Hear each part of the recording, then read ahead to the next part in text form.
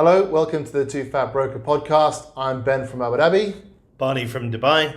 And today we're going to be talking a little bit about what the UAE is doing currently to support the real estate market. We're in May 2020 and the government has come out with quite a few initiatives recently to help support homeowners and home buyers. We'll start with Abu Dhabi and then we'll talk a bit about what the central bank's done and then a bit about what the market's done as well.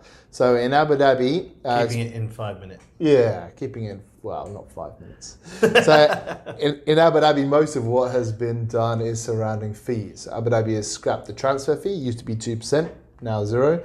They've also scrapped the mortgage registration fee. It used to be 0.1% of the amount which you'd have to pay when you bought a property with a mortgage. That's now been scrapped as well. So, mortgage settlement fees? I think they're still the same. Okay.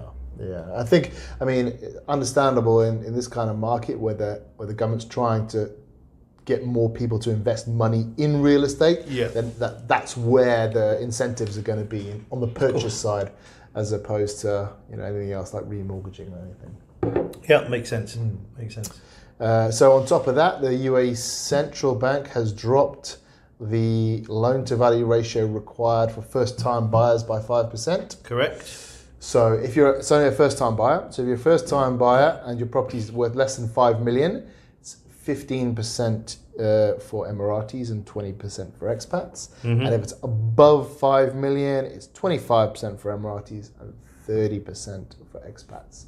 So trying to make it easier for people to buy property by requiring less cash in the deal, I guess you can say. Yeah. How have you seen that in Dubai?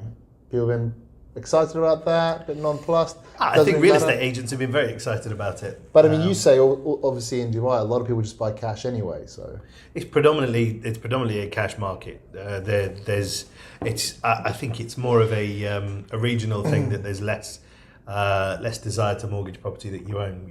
People like the ability to be able to check in and out of their assets without having banks involved. They like to know that their assets are secure. So banks' involvements are.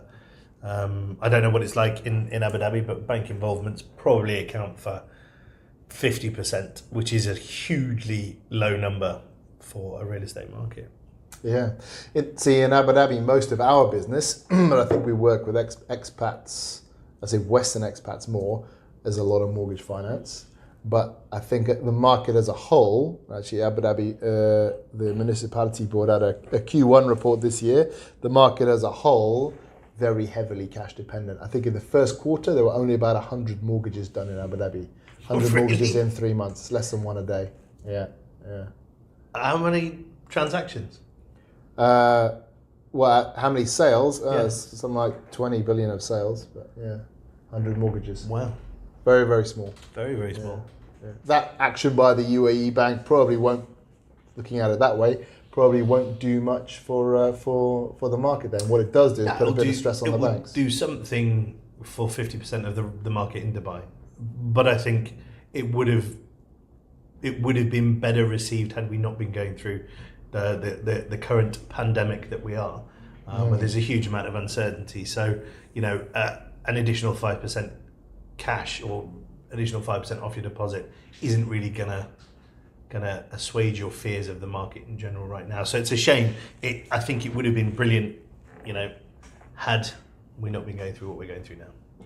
Yeah, there's some argument actually promoted a fair bit by Lewis Alsop from Alsop and Alsop that the reason why prices have been coming down for such a long time is the government is doing a managed reduction in property value to make the UAE more competitive.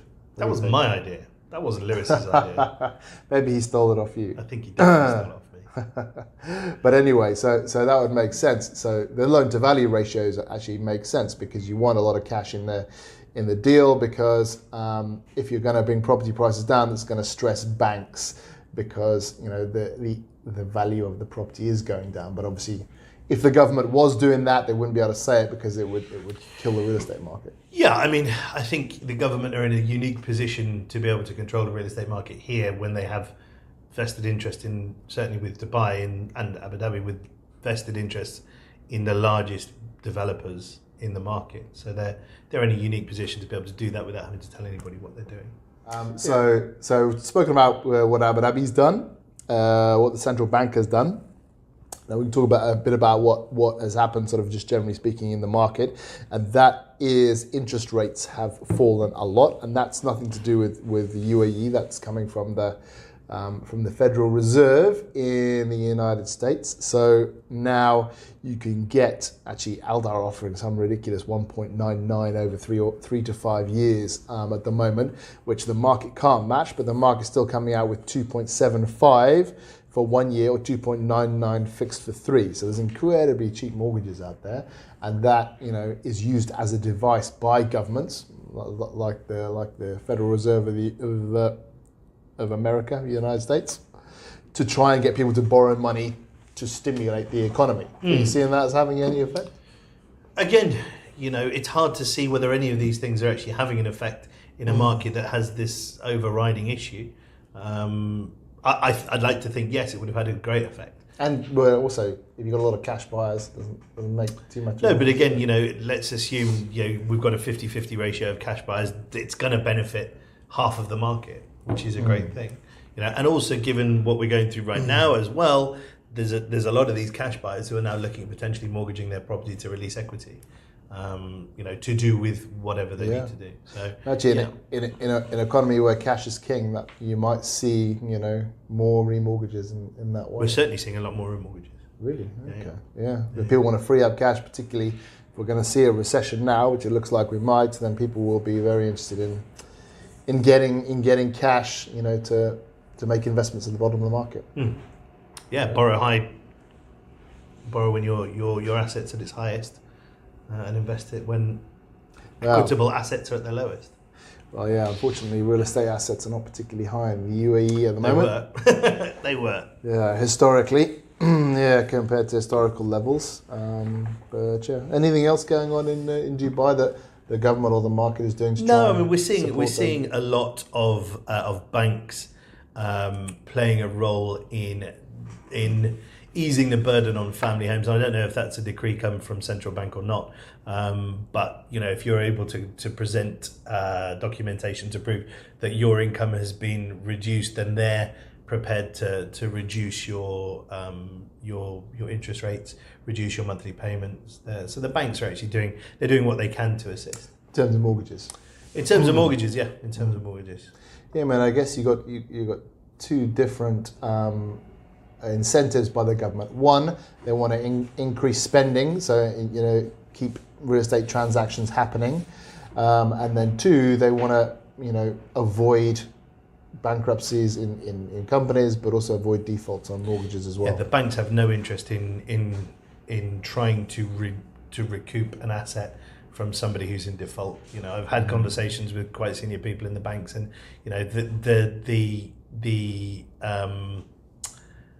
the default scenario is their absolute worst case scenario. They don't want to have to go through that, so they're obviously very happy. But primarily, they don't want to lose the income that their loans are generating. So their holiday payments and things like that are being considered and being offered. Okay. Well, what I would like to point out is that we are still paying 4% transfer fees in Dubai. Abu Dhabi have jumped the gun on us a little bit, so. It would be interesting to see how that plays out. Yeah, it would be interesting to see how that plays out. Because although it's only 4%, when you marry it with the 5% off the mortgages, when you marry it with with a lot of other things that are happening, it could be what's outrageous broker fees. Outrageous broker fees, 7 or 8%, just like the US. Yeah. Okay, so that's our podcast on what the government is doing to try and support the real estate sector at the moment. Hope you enjoyed that. We've been Two Fat Brokers. Yeah, and tune in for our next podcast. Thanks. Be well.